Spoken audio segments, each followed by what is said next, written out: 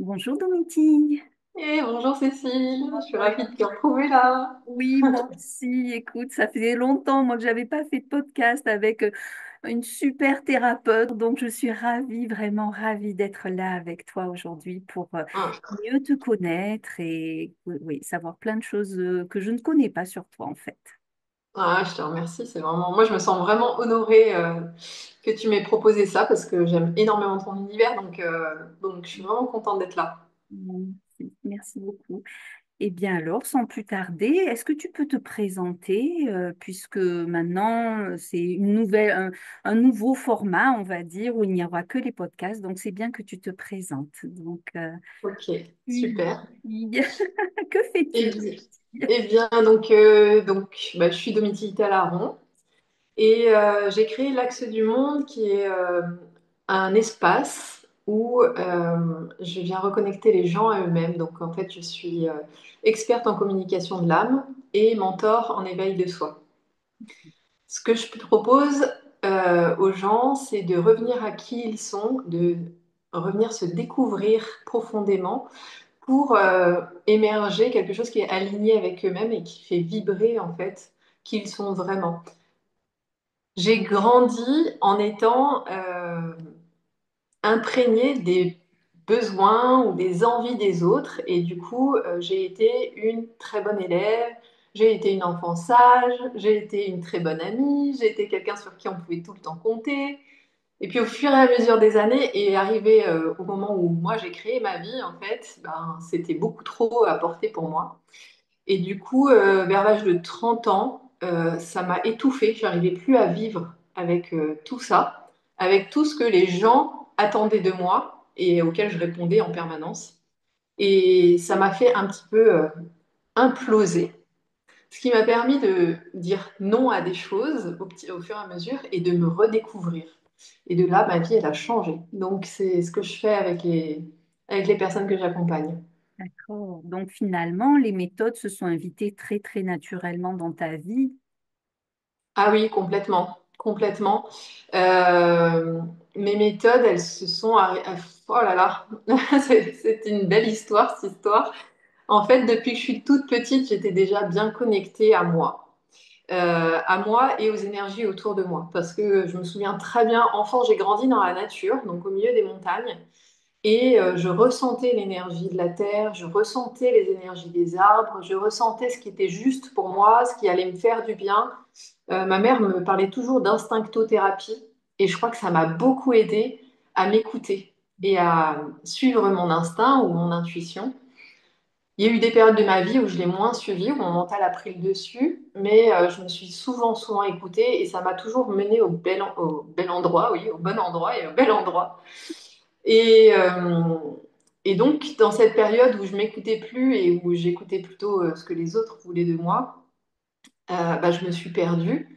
Et quand j'ai pu revenir à moi, ben, toutes ces sensations, toute cette intuition et toute cette connexion, elle est venue me parler. En fait, j'avais des guidances en permanence de ma conscience supérieure, de mes guides, qui me disaient comment faire pour aller mieux, comment faire pour aller plus loin. Et en parallèle, j'étais ostéopathe et mes mains, elles se guidaient toutes seules vers là où je devais soigner la personne, en fait. C'était assez drôle parce que je ne suivais pas les protocoles ostéopathiques. Mes mains voyageaient toutes seules sur le corps des gens. Et c'est un peu comme ça. J'ai toujours été guidée par quelque chose d'autre, par une autre force. Et ma guérison, elle s'est faite comme ça. Euh, je suis passée par trois burn-out qui ont été vraiment pour moi dans la résistance, dans le mental. Je peux faire mieux, je peux être plus forte que ça, etc. Jusqu'à ce que, au troisième, je lâche prise et je dise, OK, je vous écoute. Dites-moi ce que je dois faire. Et ils m'ont guidée pour me soigner, mais ils m'ont guidée aussi pour soigner les autres. Et aujourd'hui, mes méthodes, c'est ça. C'est à la fois ma guidance à moi, qui vient donner des réponses tout de suite à la personne, mais en même temps, c'est apprendre à la personne à revenir à sa propre guidance à elle. Comme ça, on attaque la guérison, mais on attaque aussi un chemin d'autonomie, ce qui fait que quand la personne guérit, après, elle est autonome pour vivre sa vie de façon équilibrée, alignée et heureuse, en fait, parce que elle vient vivre son chemin à elle. Voilà. Est-ce que tu peux dire, par exemple, que c'est parce qu'on est beaucoup dans le mental, finalement, et que toi, ben, par cette guidance, tu vas ramener les personnes à plus d'intuition, à plus d'écoute de sa petite voix intérieure, comme toi, il a fallu 3 burn-out pour que tu l'écoutes vraiment? Ouais, c'est ça. C'est tout à fait ça. Mais en fait, moi, j'ai la sensation que dans notre société, le mental, c'est le roi. Donc, il faut faire des grandes études, il faut être performant dans le mental, il faut mesurer les choses, il faut... C'est toujours le mental qui est là, en fait. Et c'est celui qu'on met le plus en valeur. Les émotions, en général, on te dit non mais c'est bon, t'es en colère, calme-toi, tu pleures, c'est pas bien de pleurer, tout ça. Donc les émotions, on nous fait taire très rapidement. Quand on est enfant, bon, on calme nos émotions tout de suite et puis après ça, on règle les soucis, mais surtout, on veut plus voir nos émotions. Donc on apprend à ne plus être connecté à nos émotions. On apprend aussi à ne plus être connecté à notre corps parce qu'en fait, c'est pas très important. Bon, il faut être beau, il faut être en forme, mais pour le reste, les messages de notre corps, on va voir le médecin, on lui dit ce qu'on a et puis lui, il nous met un cachet qui, en général, couvre les symptômes. Comme ça, il n'y a plus de voyants et puis on n'écoute plus rien, puis on peut continuer d'avancer. Et en fait, on est déconnecté de nos autres corps. Alors moi, je parle souvent des 4 corps parce que dans la tradition chamanique, on parle des 4 corps et je trouve que c'est très facile du coup en termes didactiques, pédagogiques, d'entendre ces 4 corps. Il y a plein d'autres corps aussi, mais ça devient tout de suite une usine à gaz. Donc, je parle toujours des 4 corps. Le corps physique, donc celui-là, tout le monde le connaît. Le corps émotionnel, donc les chamans et ces traditions amérindiennes identifient un corps pour les émotions. Donc on va parler à nos émotions, à ce corps-là. Le corps mental, donc celui qui est dans nos pensées, notre réflexion. Et le corps spirituel ou énergétique. Donc ça, c'est l'âme, en fait. Et le travail que je fais, et notamment dans mon école de reconnexion à soi, parce que pour moi, ça, c'est le projet, enfin, c'est la chose à laquelle tout le monde devrait avoir accès dès tout petit, parce que ça réglerait énormément de soucis dans le monde. C'est commencer d'abord par se reconnecter à son corps, à le réécouter, à connaître ses besoins, à connaître comment on fait pour en prendre soin, pour le nettoyer, pour le réénergiser. Et puis après, on va faire le corps émotionnel. Et on va faire pareil. Quels sont les besoins du corps émotionnel? Comment je le nourris? Comment je le nettoie? Comment je le réénergise? Et puis on va faire pareil avec le mental. Alors le réénergiser, le mental en général, on va plutôt commencer par le calmer un petit peu, parce que comme tu disais, on est trop dans le mental, donc dans le contrôle, on lâche pas prise, etc. Donc là, on va apprendre à jouer avec ce mental et à lui donner sa juste place. Et puis après, on va faire la même chose avec l'âme. Donc apprendre à ressentir cette intuition, recevoir des messages, etc., etc. Et c'est ça qui permet aux gens de se redécouvrir parce que bah, ils entendent leur propre message, ils savent ce qui est juste pour eux ou ce qui ne l'est pas, ce qui rentre dans leurs limites ou ce qui n'y rentre pas. Et ils apprennent à se respecter. En se respectant, ils vont retrouver de l'estime d'eux. En retrouvant de l'estime d'eux-mêmes, ils vont retrouver de l'amour d'eux-mêmes et la créativité, l'envie de créer une vie qui est alignée avec ce qu'ils aiment faire. Donc ils reconnectent avec leur passion, avec ce qui les anime en fait. Et donc c'est leur âme. Très bien. Alors, moi, j'ai une petite question. Finalement, cette école de la vie, tu la proposes concrètement comment? Alors, cette école de la vie, elle est proposée comme un programme où les gens sont autonomes, donc ils vont pouvoir tout simplement suivre le programme. J'ai fait en sorte, comme on a des vies très occupées en général, que ce soit fait de façon très simple et que ça arrive sans qu'il y ait de grands efforts. C'est-à-dire qu'en fait, les personnes vont écouter un audio par jour qui prend 10 minutes. Et chaque jour, ils ont un enseignement qu'ils vont pouvoir mettre en place, appliquer et qu'ils vont pouvoir intégrer et qui petit à petit va amener pardon, euh, à cette reconnexion, puis à la compréhension de la vie, de comment il fonctionne, de comment ce qui se passe autour d'eux fonctionne, de comment on peut agir sur les opportunités que la vie peut nous proposer, comment on peut manifester certaines choses, comment on peut éloigner d'autres, comment on peut comprendre ce qui nous arrive dans la vie aussi, pourquoi c'est toujours à moi que tout le monde sur moi que tout le monde se décharge, c'est toujours moi qui me retrouve avec des relations compliquées, c'est toujours moi qui suis dans des galères pas possibles. Eh bien, ça, les gens vont pouvoir trouver les réponses. Voilà. Donc, c'est une école qui est sur plusieurs mois. actuellement sur 6 mois, mais je suis en train de créer le dernier trimestre. Euh, et qui leur permet en fait très simplement, tous les jours, une petite graine qui va grandir, grandir. Et puis après, on a un arbre qui se dessine. L'axe du monde. D'où l'axe du monde, voilà. L'axe du monde. L'axe du monde, ça vient de. Alors moi, j'adore toutes les médecines ancestrales, donc j'ai beaucoup étudié plein de choses, et notamment la médecine chinoise. Et un jour, j'étais en cours de médecine chinoise et tout d'un coup, je percute que cet arbre, ben, qu'on est un arbre en fait, qu'on est exactement pareil. On a les pieds ancrés au sol et on capte les énergies du sol. On capte les énergies du sol parce qu'on mange des choses qui sont normalement alignées avec la saison du moment. Donc on a les énergies qui correspondent, les vitamines qu'il nous faut.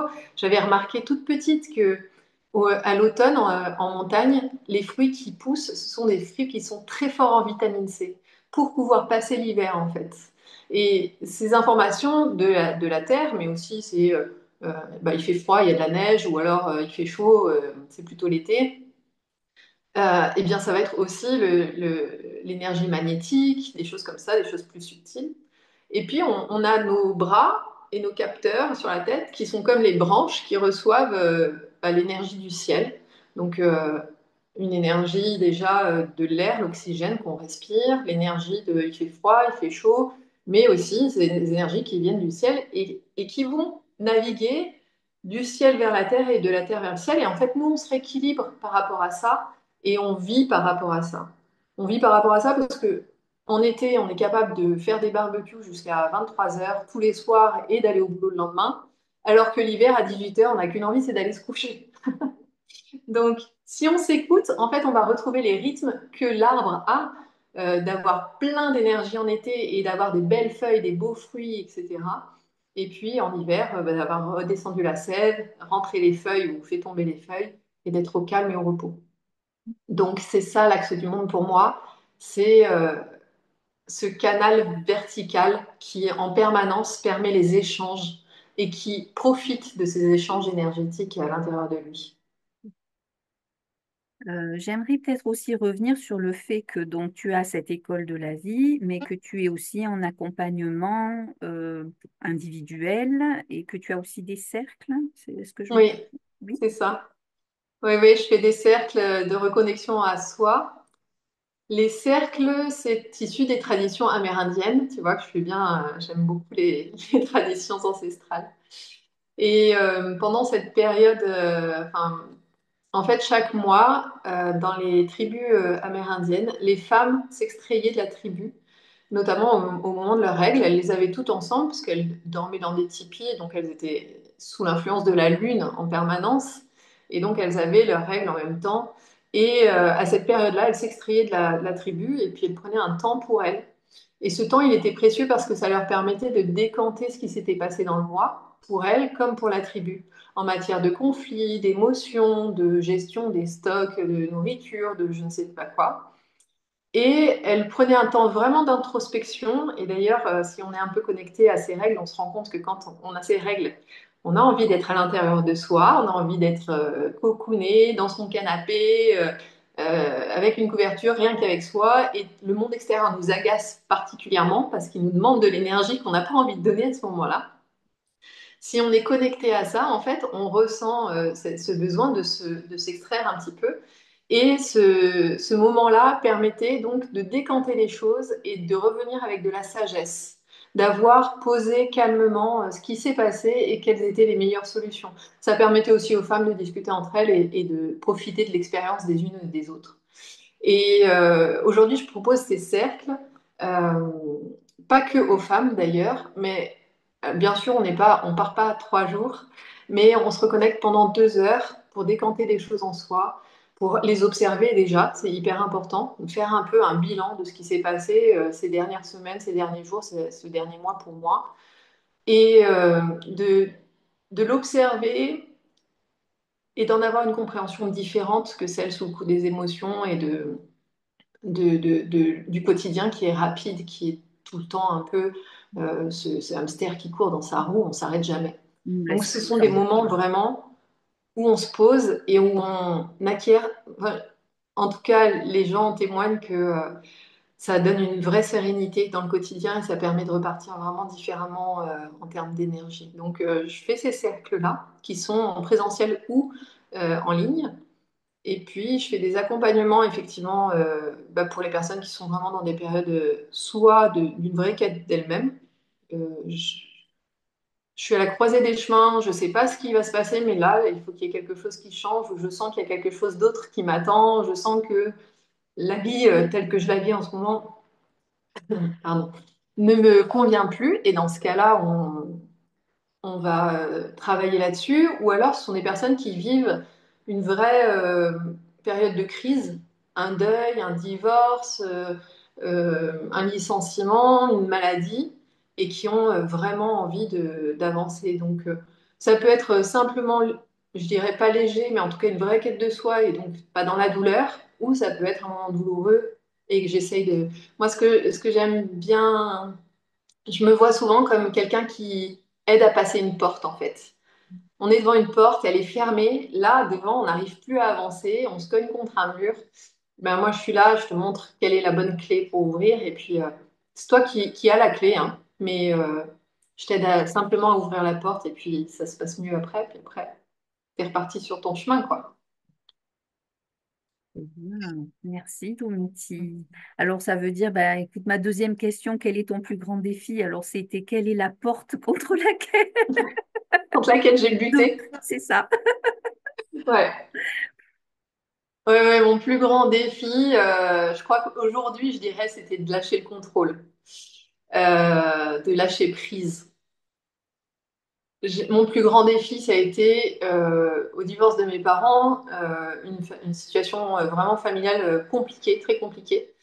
Et moi, je suis bélier, donc j'ai pris les devants. Je suis partie en tant que guerrière et je me suis dit, bah, il faut que je sauve tout le monde en fait. Donc, j'ai pris ce rôle-là de la sauveuse que personne ne m'a demandé d'avoir, hein, mais je l'ai pris.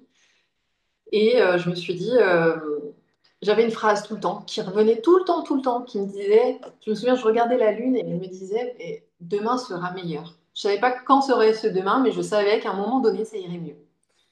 Et donc, j'ai voulu sauver tout le monde et donc j'étais déjà une élève très investie, j'allais faire mes études.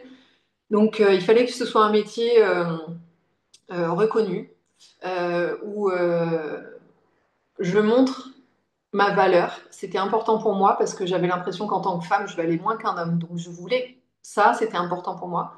Mais il fallait aussi que ce soit un métier qui me permette de subvenir aux besoins de ma famille. Et à l'époque, je n'avais pas encore d'enfant. Ma famille, c'était euh, la famille que j'avais, voilà, qui était existante. Et j'ai passé 20 ans à ne pas gagner cet argent-là.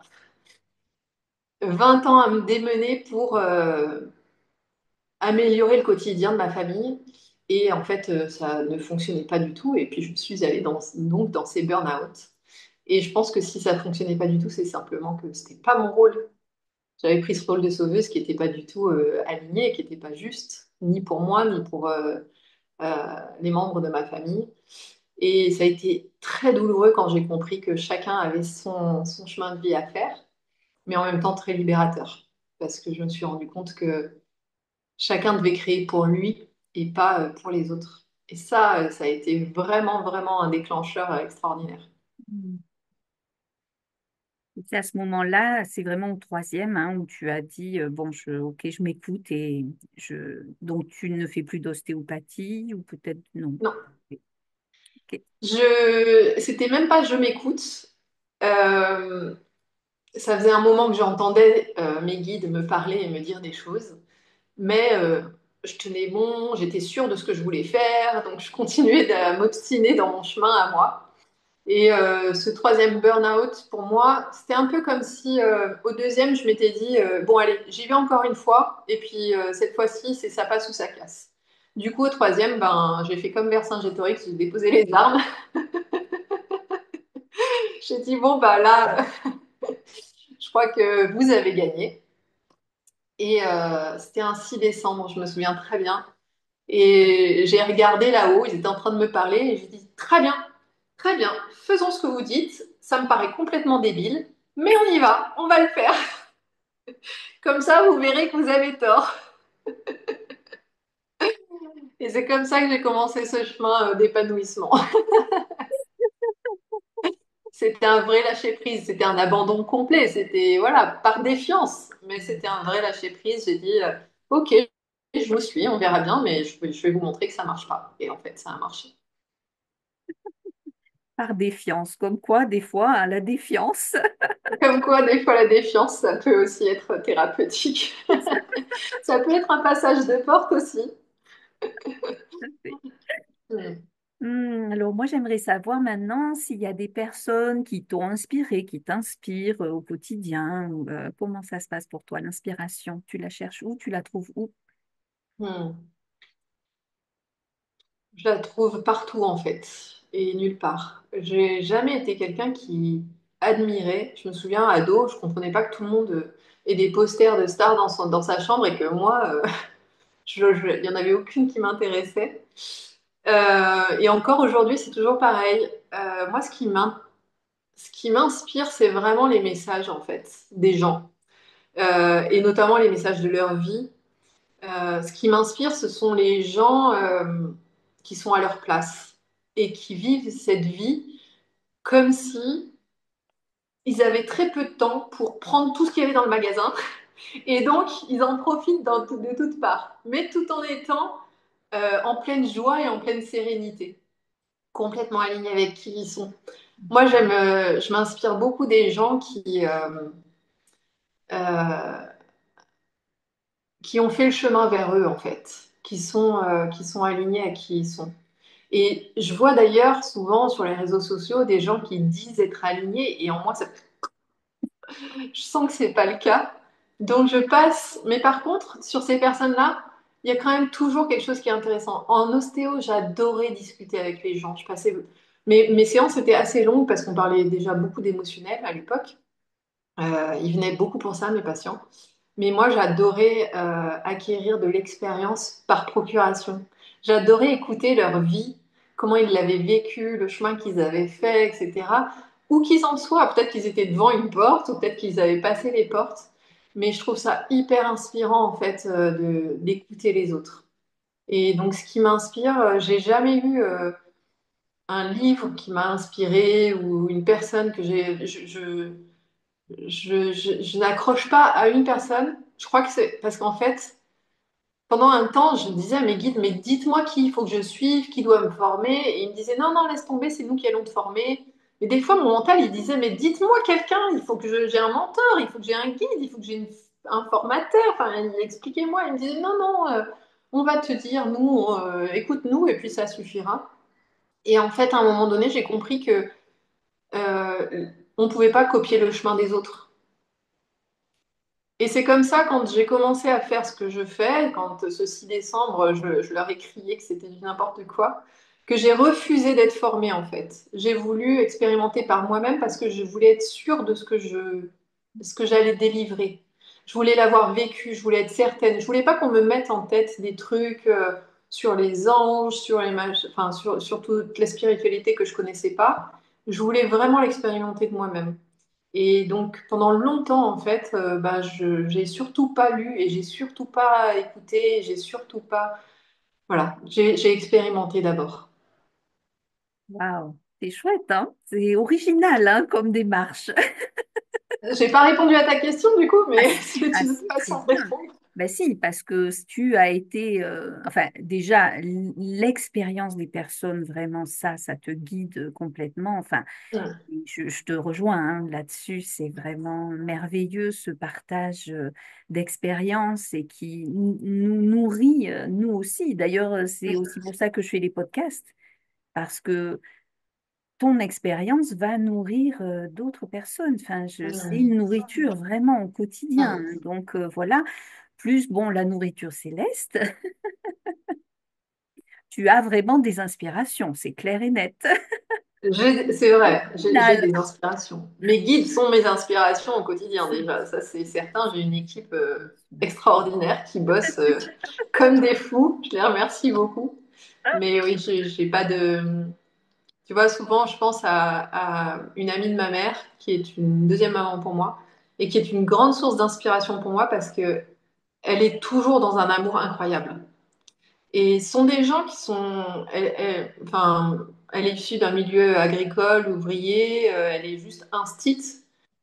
C'est pas quelqu'un qui a des millions de followers, mais être à côté d'elle, c'est un tel espace de sérénité qu'elle m'a beaucoup inspirée. Je l'ai beaucoup observée, répondre aux gens. Et je me souviens quand j'étais adolescente et que j'étais fougueuse et que du coup je partais des fois euh, comme les ados, tu sais, très sûrs de moi, à dire des bêtises plus grosses que moi. Et elle me posait des questions et je me rendais bien compte qu'elle n'était pas dupe. Mais jamais elle me disait, tu racontes n'importe quoi. Elle m'écoutait avec amour. Et ça m'apprenait beaucoup plus que si elle m'avait dit, mais tu me dis n'importe quoi. Et voilà, c'est des gens comme ça que je trouve extrêmement inspirants. Merci, Domiti. Merci beaucoup. Alors maintenant, notre petite question, là, les choses qui te tiennent le plus à cœur dans ta vie, c'est quoi? Hmm. Je dirais la sérénité. Ça, c'est quelque chose, la sérénité, la liberté, c'est quelque chose pour moi qui sauverait le monde, qui sauverait le monde. Parce que si chacun retrouvait qui il est à l'intérieur, il aurait plus de tension dans son quotidien. Parce qu'il serait plus mis en contraction dans telle relation parce qu'il doit être comme ça, ou parce qu'on lui a dit de faire ça, ou parce qu'il va dans un travail qui franchement l'intéresse pas plus que ça, voire même qui le gonfle. Parce que chacun serait en train de vivre la vie qui le fait rêver et ou même, des fois, on n'y a même plus accès à nos rêves, mais en tout cas, ils sont à l'intérieur. Et quand on est vraiment dans ce qu'on aime faire, on arrive à un stade de joie et de sérénité permanente, quoi qu'il se passe autour de nous. Du coup, il n'y a plus de conflit avec les autres, ou beaucoup, beaucoup moins. Il n'y a plus de jalousie, il n'y a plus d'envie, il n'y a plus de frustration, de choses comme ça. Et moi, je suis sûre qu'on serait beaucoup plus dans le respect des uns des autres, de la planète, des autres cultures, de tout ça, si on était juste bien avec nous-mêmes.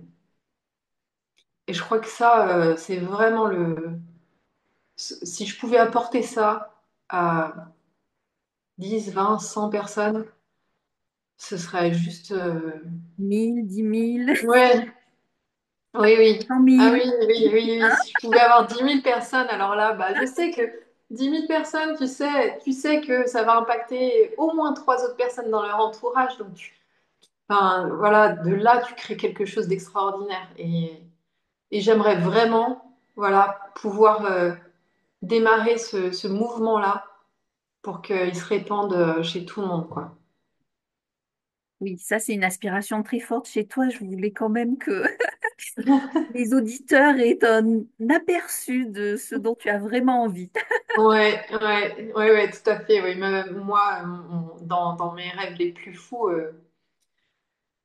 je réunis, je sais pas, 10 000 personnes autour de moi et puis on se pose et on discute juste de cœur à cœur et on trouve pour chacun des mots qui les amènent sur une voie de sérénité, que chacun puisse repartir avec une belle énergie et l'envie de la faire durer le plus possible, l'envie de vivre dans cette énergie-là au quotidien, ouais, ce serait magnifique. Ce serait vraiment, vraiment beau. Ben, écoute, ça nous amène à la question vraiment qui suit. Il y a une fluidité, tu vois, c'est quels sont tes projets pour l'année en cours, mais voilà, ça, je sais que c'est le grand projet pour toi et comment tu le Hmm. manifestes en fait cette année. Hmm. Eh bien, écoute, pour l'instant, j'ai pas 10 000 personnes, donc on va pas commencer. Je ne serai pas encore Martin Luther King. Cette année, je vais commencer par créer des retraites. Ça, c'est quelque chose que j'ai très, très envie de faire déjà depuis 2 ans. Donc, on va créer deux retraites, une au printemps et une à l'automne, pour des personnes justement sur 3 jours, comme ça, commencer à se reconnecter à soi, mettre un pied dedans, avoir les outils, repartir avec voilà, des choses concrètes à mettre en place dans sa vie. Cette année, je vais faire une conférence aussi, et puis je vais participer à un salon du bien-être dans lequel je vais intervenir. Et puis surtout, je vais beaucoup, beaucoup, beaucoup mettre l'accent sur cette école de la vie qui, pour moi, devrait, voilà, j'aimerais qu'elle soit distribuée même aux enfants dès 4 ans, quoi. Enfin, il faudrait que les parents y aient accès pour qu'ils puissent le donner tout de suite à leur enfant et qu'on crée une génération qui se pose plus toutes ces questions, qui est vraiment alignée avec elle-même et qui gagne un temps fou, en fait, dans le bonheur qu'ils vont créer dans leur vie. Ça c'est vraiment mon objectif cette année, c'est que cette école, elle ait un écho. Merveilleux, merci, merci Domiti. Tu as envie de rajouter quelque chose pour terminer ou là vraiment tu as dit tout ce que tu avais envie? Ah, je pourrais parler pendant longtemps de tout ça parce que ça me fait quand même bien vibrer. Non, non, non, je crois qu'on a fait le tour.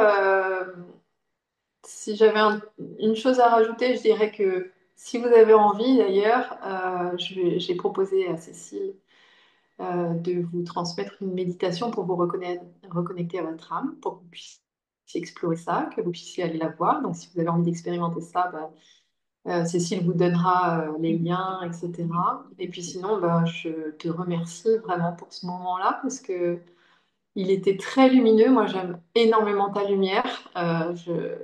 Vraiment, c'est toujours un grand plaisir d'échanger avec toi. C'est Donc, toujours très doux et très serein. partager, partager vraiment toujours.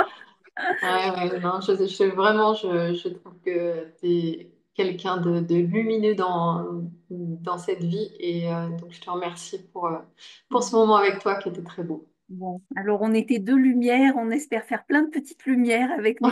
C'est ça, c'est ça. Merci Domiti. Et donc Merci à très toi. bientôt pour la méditation, par exemple. Donc au revoir à tous nos auditeurs et à très bientôt pour un autre podcast avec une autre personne inspirante et inspirée.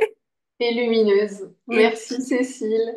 merci Domiti. Merci, au revoir à tous. Au revoir.